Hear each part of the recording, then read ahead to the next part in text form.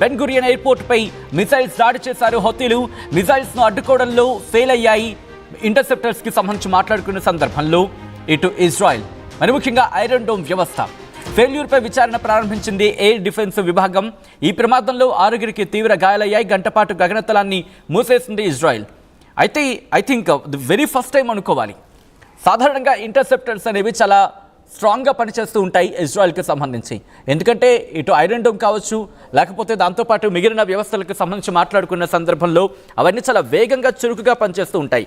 ఇప్పుడు ఆ ఇంటర్సెప్టర్స్ కావచ్చు, లేకపోతే వాళ్ళ గగనతల వ్యవస్థ ఎప్పుడైతే ఒక మిసైల్ ప్రయోగించడం జరుగుతుందో మిసైల్కి సంబంధించి ఒక్కసారి మీరు చూస్తున్నారు, ఇటు ఇజ్రాయెల్ బెన్ గురియన్ ఎయిర్పోర్ట్ మీద హౌతీలు దాడి చేశారు. ఆ దాడిలో ప్రస్తుతం పూర్తిగా ఎయిర్పోర్ట్ కి సంబంధించి పూర్తిగా నిలిపివేయడం జరిగింది. ఆపరేషన్స్ ని నిలిపివేసింది ఇజ్రాయెల్. ఒకటే చెప్పడం జరుగుతోంది, ఆ మిసైల్స్ చాలా తీవ్రంగా వచ్చాయి. మిసైల్స్ తీవ్రత దృష్ట్యా చూసుకుంటే కనుక వాటిని ఇంటర్సెప్టర్స్ మరి ముఖ్యంగా ఇజ్రాయెల్కి సంబంధించి మాట్లాడుకున్న సందర్భంలో ఐరన్ డోమ్ కావచ్చు, లేకపోతే డేవిడ్ స్లింగ్ కావచ్చు, ఇటువంటి అంటే షార్ట్ రేంజ్ అలాగే మీడియం రేంజ్ ఈ మిసైల్స్ అనేవి ఉంటూ ఉంటాయి. ఐరన్ డోమ్ కావచ్చు, డేవిడ్ స్లింగ్ కావచ్చు, రెండు అక్కడ ఫెయిల్ అయ్యాయి ఈ రోజు అనేది వాళ్ళంతా వాళ్ళే ఒప్పుకున్నారంటే అర్థం చేసుకోవచ్చు ఏ తీవ్రతతో హౌతీలు ఈ ప్రయోగం చేస్తుంటారనేది. ఎయిర్పోర్ట్ పై హౌతీలు దాడి చేయడం ఒక్కసారిగా ఇజ్రాయెల్ని షాక్ కి గురి చేసింది. ఆ పొగలు మీరు చూడొచ్చు, పూర్తిగా బెన్ గురియన్ ఎయిర్పోర్ట్ ఆ దాడికి తీవ్రంగా ఇబ్బంది పడింది. మీరు చూడొచ్చు ఆ దాడి తీవ్రతతో అక్కడున్న ప్యాసింజర్లు కూడా ఒక్కసారిగా భయాందోళనకు గురయ్యారు. ఆ దాడి తర్వాత ఆపరేషన్స్ నిలిపివేయడం జరిగింది. ప్రయాణికులను సురక్షిత ప్రాంతాలకు తరలించడం జరిగింది. ఆ సైలెన్స్ మోతం మోగిన వెంటనే వాళ్ళు ఆ బంకర్లోకి వెళ్ళిపోయారు. ఒక్కసారి అక్కడ ఇటువంటి పరిస్థితి ఉండిందో చూద్దాం.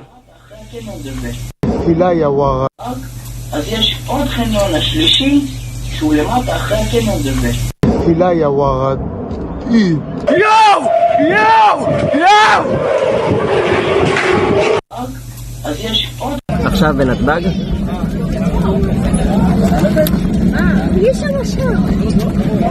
איזה מטורף. עכשיו בנתב"ג?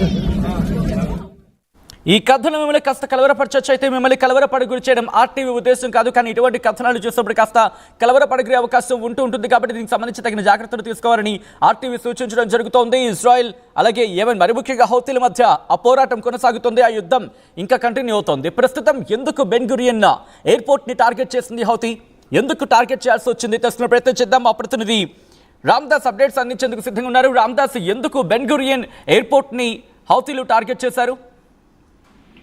ఇట్స్ అన్ అన్ఎక్స్పెక్టెడ్ అటాక్ అని చెప్పొచ్చు. ఎందుకంటే one of the busiest airports in Israel Ben Gurion పై బాలిస్టిక్ మిసైల్ తో ఒకసారిగా యెమెన్ హౌతీస్ హిట్ చేశారు. సో దీంట్లో ప్రస్తుతం ఆ ప్రాంతం అంతా కూడా అంటే ఒక రోడ్డు డ్యామేజ్ అయింది ఎయిర్పోర్ట్ లో, అలాగే ఒక వెహికల్ కూడా డ్యామేజ్ అయిన పరిస్థితి. దీంతో కొంత ఎయిర్ ట్రాఫిక్ ఇబ్బంది కలిగింది ఆ ప్రాంతంలో. దానికి సంబంధించిన ఫుటేజ్ మనం చూస్తున్నాము. So it's an unverified footage గా భావించాం తొలుత, కానీ ఇట్స్ ఎ వెరిఫైడ్ ఫుటేజ్. ఖచ్చితంగా ఇజ్రాయెల్ ఆర్మీ కూడా దీన్ని ధృవీకరించింది, ఇజ్రాయెల్ మిలిటరీ కూడా దీన్ని కన్ఫర్మ్ చేసిన పరిస్థితి, డిఫెన్స్ వర్గాలు కూడా.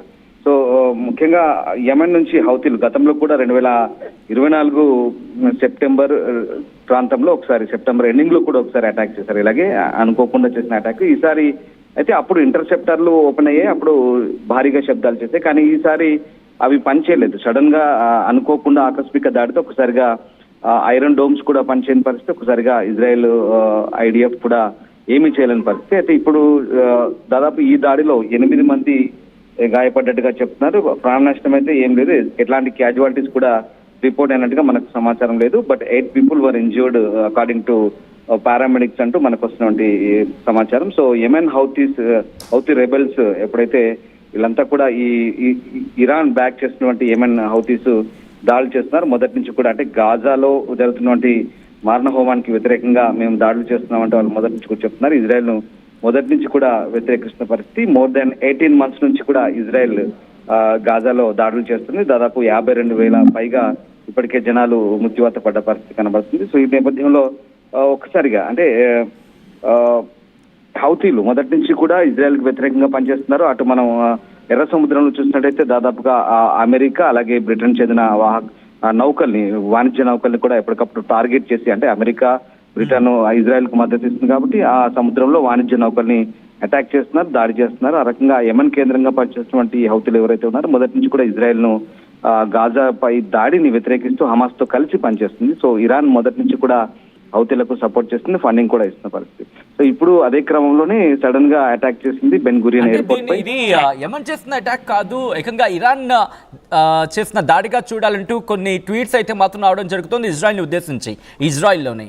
సో ఇజ్రాయెల్ ఏం చేసే అవకాశం ఉంది ఇప్పుడు? నేరుగా ఇరాన్తో యుద్ధానికి దిగే అవకాశం కనిపిస్తుందా, లేకపోతే ఇది చిన్నాంశంగా చూసి కేవలం హౌతీలు టార్గెట్గా యమన్ మీద మాత్రమే మళ్ళీ ఇంకోసారి దాడికి దిగే అవకాశం ఉందా, లేకపోతే ఇటు ఇజ్రాయెల్ కాకుండా నేరుగా అమెరికానే రంగంలోకి దిగే అవకాశం కనిపిస్తుంది? ఎందుకంటే ఎప్పుడైతే యమన్ న్యూస్ వస్తుందో అప్పుడు అమెరికా మాట వినిపిస్తూ ఉంటుంది ఇన్స్టెడ్ ఆఫ్ ఇజ్రాయెల్. సో ఏం జరిగే అవకాశం కనిపిస్తుంది ఇక్కడ రామ్దాస్? ఇక్కడ వెరీ క్లియర్, అంటే ఇక్కడ మనకు Houthis military spokes person Yahya sorry చాలా క్లియర్ గా చెప్తారు. ఇవాళ అనౌన్స్ చేశారు, దీనికి క్లెయిమ్ చేసుకున్నారు, ఈ దాడి మేమే చేశామంటూ హౌతీలు క్లెయిమ్ చేసుకున్నారు. Ben Gurion airport was no longer safe for air travel అంటూ యాహియా సారీ స్టేట్మెంట్ ఇచ్చారు. సో హౌతీస్ క్లెయిమ్ చేసుకున్నారు. డెఫినెట్ గా ఇక్కడ అంటే ఇరాన్ బ్యాక్ చేస్తుంది, ఇరాన్ సపోర్ట్ చేస్తుంది, కానీ హౌతీలు ఈ దాడిని క్లెయిమ్ చేసుకున్నారు. ఇది కొత్త ఏం కాదు, నేను మీకు ఇందాక చెప్పాను 2024లో సెప్టెంబర్ డిసెంబర్లో కూడా చాలా సార్లు బాలిస్టిక్ మిసైల్స్ తో అటాక్ చేయడానికి ప్రయత్నించారు. అప్పుడు టెల్ అవీవ్ పై దాడి చేశారు. అప్పుడు జఫా నగరం, టెల్ అవీవ్ పక్కన జఫా నగరము పక్కన గ్రామీణ ప్రాంతాలన్నీ కూడా అప్పుడు దెబ్బతిన్నాయి ఆ టైంలో. కానీ అప్పుడు వెంటనే అప్రమత్తమయ్యారు, అలర్ట్ అయ్యారు. అప్పుడు కూడా 16 మంది గాయపడ్డారు, బట్ అప్పుడు కూడా ప్రాణ నష్టం లేదు. బట్ ఇప్పుడు జరిగిన అటాక్ లో 8 మంది గాయపడ్డట్టుగా తెలుస్తుంది.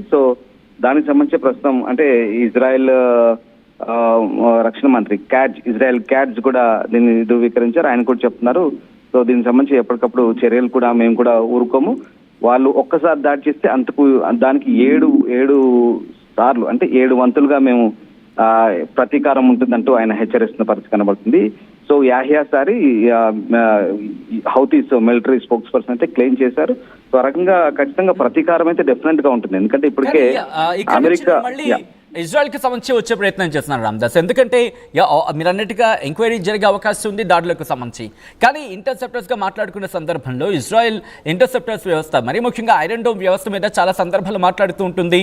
మరి ముఖ్యంగా ప్రతిసారి ఐరన్ డోమ్ మీద నమ్మకం లేకపోయినా లాంగ్ రేంజర్స్ వచ్చినప్పుడు లాంగ్ రేంజర్స్ ఉన్నాయి, లేకపోతే మిడ్ రేంజర్స్ ఉన్నాయి, కానీ షార్ట్ రేంజ్ మిసైల్స్ గా మాట్లాడుకుని అత్యంత స్ట్రాంగెస్ట్ ఇంటర్సెప్టర్స్ గా మాట్లాడుకుని యాంటీ మిసైల్ సిస్టమ్ గా మాట్లాడుకునే ఐరన్ డోమ్ ఎందుకు ఫెయిల్ అయింది? ఎందుకంటే ఈ దాడి వెనకాల ఐరన్ డోమ్ వ్యవస్థ ఫెయిల్యూర్ అనేది కనిపిస్తుందంటూ ఇజ్రాయెల్లోనే చర్చ జరుగుతోంది. ఇప్పుడు ఇజ్రాయెల్ ఎలా ముందుకు వెళ్ళే అవకాశం ఉంది, అసలు ఏం జరుగుతుందో భావించడం జరుగుతోంది ఇజ్రాయెల్? యాక్చువల్ గా ఇది బెన్ గురియన్ ఎయిర్పోర్ట్ సంబంధించి సెంట్రల్ ఇజ్రాయెల్లో.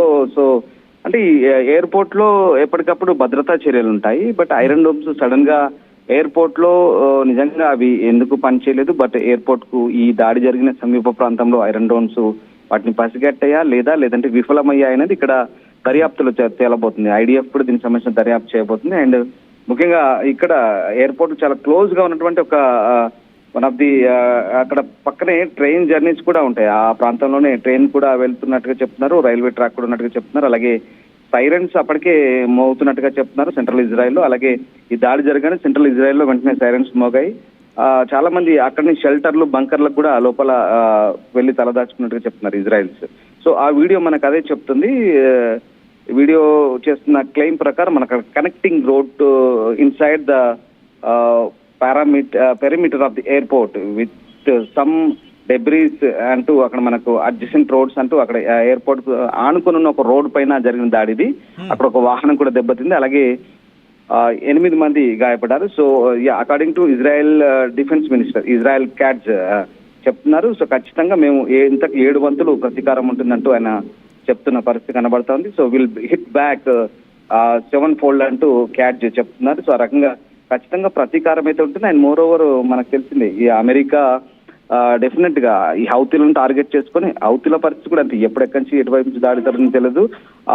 మనకు హౌడేరా పోర్ట్ లో ఎప్పటికప్పుడు దాడులు జరుగుతుంది. అలాగే సనాపై కూడా దాడులు జరుగుతుంది యెమెన్ లో. అక్కడ హౌతీలు కూడా చెల్లా చెదురుగా పడిపోతున్నారు. వీళ్ళు జరుగుతున్న దాడిలో 10ల సంఖ్యలో మృతులు. మొన్న కూడా సివిలియన్స్ చనిపోయారు. హౌతీలు కూడా అదే చెప్తున్నారు.